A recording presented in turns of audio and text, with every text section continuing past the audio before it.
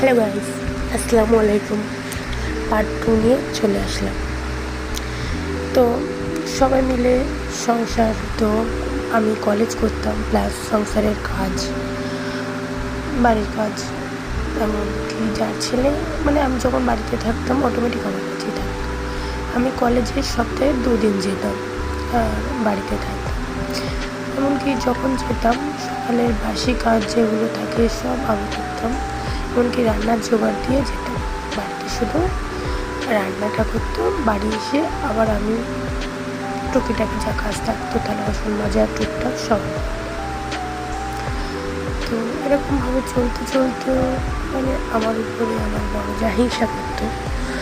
তো শাশুড়ি তখন বড় যার উপরে রেগে যেত, আমাকে ভালোবাসতো।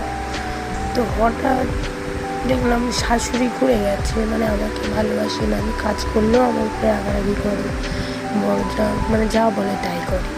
তো হঠাৎ জানতে পারলাম পার্ট